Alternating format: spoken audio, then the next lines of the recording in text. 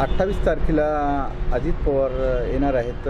आपण आंदोलन करणार आहात म्हणत आहात. काय मागणी आहे नेमकी? नमस्कार, मी राहुल सीताराम साळवे, बेरोजगार दिव्यांग कल्याणकर्ते संघर्ष समिती महाराष्ट्र राज्य.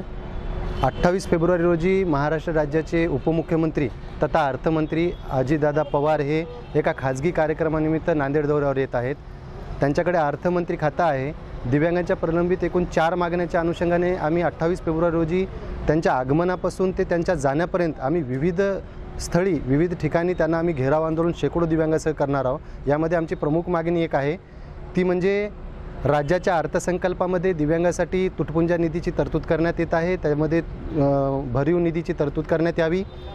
तसेच स्थानिक क्षेत्र विकास निधीमध्ये दिव्यांगासाठी दरवर्षी 30 लाख रुपयाचा खर्च करण्याचा शासन निर्णय आहे नियोजन विभागाचा, परंतु तो निधी कुठलाच आमदार महोदय हा निधी खर्च करत नाही. तो निधी खर्च करण्यात यावा. तसेच DPDC याच्या माध्यमातून शासनाकडून येणाऱ्या विविध विकास निधीमध्ये त्यांनी 1% असा दिव्यांगासाठी निधीची तरतूद केला आहे. ते 1% नसून आम्हाला दिव्यांगासाठी 5% राखीव निधीची तरतूद करण्यात यावी. जसे की स्थानिक स्वराज्य संस्था, नागरी स्वराज्य संस्था यांच्याकडे सुद्धा 5% निधीची तरतूद आहे.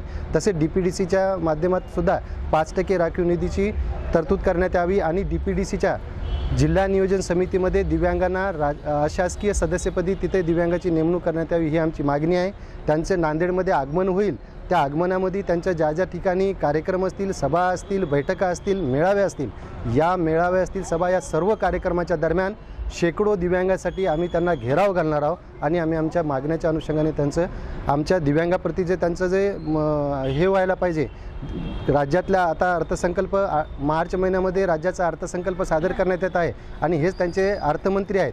तर आमचा मुख्य उद्देश एकच आहे की येत्या अर्थसंकल्पामध्ये दिव्यांगासाठी वाढीव निधीची तरतूद करण्यात यावी. आज माझी लाडकी बहीण योजनेला न काही मागता 1500 रुपये त्यांच्या खात्यावर येतात, परंतु दिव्यांग निराधार लाभार्थ्यांना 1 रुपया वाढीव झालेली नाही. 4 महिन्यापासून त्यांचे मानधन रोखलेलं आहे. ह्या सर्वाच्या निषेधार्थ आम्ही त्यांना 28 फेब्रुवारी 2025 रोजी त्यांच्या आगमनापासून ते त्यांच्या जाण्यापर्यंत आम्ही विविध शेकडो दिव्यांगासह विविध ठिकाणी आम्ही त्यांना घेराव आंदोलन करणार आहोत.